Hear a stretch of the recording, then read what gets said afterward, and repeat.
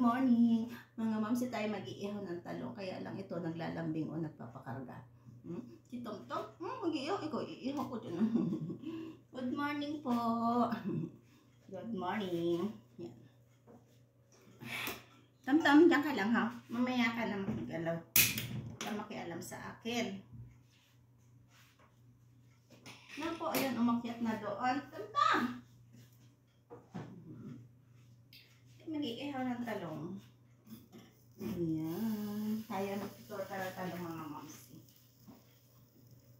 Pag-isipan pa kung torta o salatang talong. Kasi wala pa tayong ihawan na diuling. Dito to sa Saudi para-paraan na laang para makaulam pa kung anong gusto mo. Ayan, gusto ko ay magtutorta ako ng talong. Kaya itong 1 piraso gawin kong salata. Yan mga mamsi, malapit na siyang maluto. Ito, okay na siya. Pinaano pala, natatanggal na yung balat niya. Yan. Lalagay natin siya sa ating paboritong plato. Ayan. Sabi nung iba, isa lang daw ang plato ko. Sabi ko, hindi, marami akong plato. Yan lang talaga paborito ko yun. Yan. Siya ito. Okay na siya. Naglalabasan na yung kanyang butas. Ito, kunti na lang. Kunti na lang siya. Kasi mga mamsi, ko siya, binutasan ko ng konti. Ilan dyan sa, niya, bago ko inihaw, para sumingaw yung ng loob. Para maano natin kung luto na talaga sila o hindi pa. Yan mga mamsi, diba? Madali lang siyang balatan pagka basahin mo siya ng konti. Yun lang. Hindi nadadala yung kanyang init. Sausawa ng kamay. Kasi mainit ako. Good. Nakakamis na kasi yung torta o kaya salatang talong. Oh, init. Yummy, yummy. Ano kaya ang aking gagawin? Salata o torta? Pareho kasi nakakamis eh. Ayan. Diba? Madali siyang balatan pagka babasain ng konti. Para wag dumikit doon sa Para wag dumikit yung balat. Ayan. Okay? Lagay na natin dito. Ito naman. Ito malaki ito eh.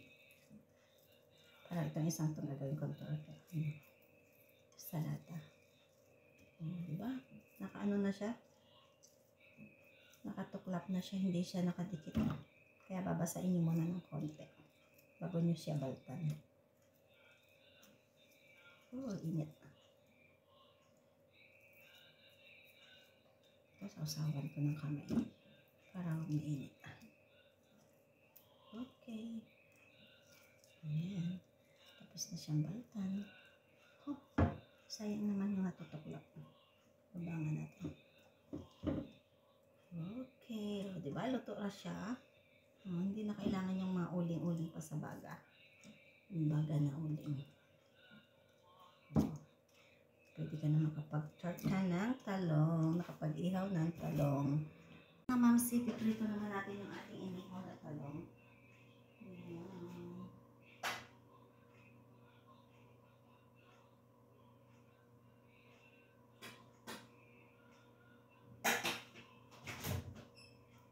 Lagyan natin siya ng olive oil. Olive oil mga mamsi. Hindi ko pala nabuhay yung exhaust fan kaya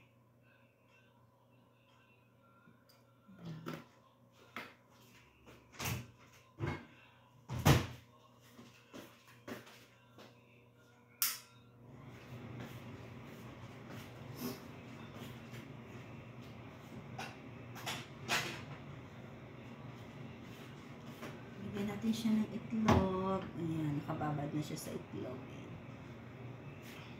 Bali 3 itlog din ang nilagay ko mga mamsi. Para iprito na rin diretso yung sobra.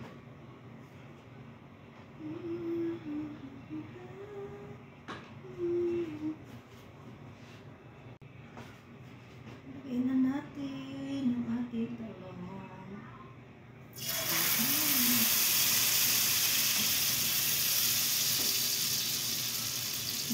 ko ng sibuyas saka isang butil na bawang para medyo mabango siya.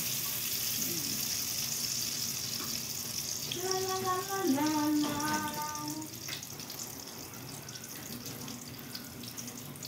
Hina lang po yung apoy natin para masunog agad yung itlog. Lagyan natin ng itlog.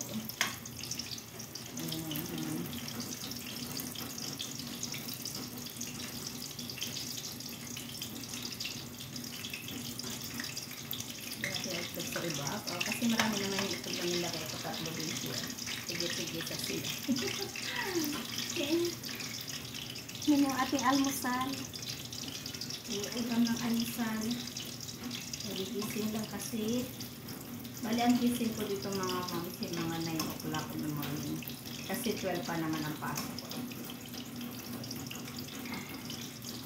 Ngayon, 10:30 na. Ready to eat na yung ating torta. Pero itong dalawa medyo nasunog ng konti. Ayan. Pero okay lang kasi hindi naman siya masyadong sunog. Okay.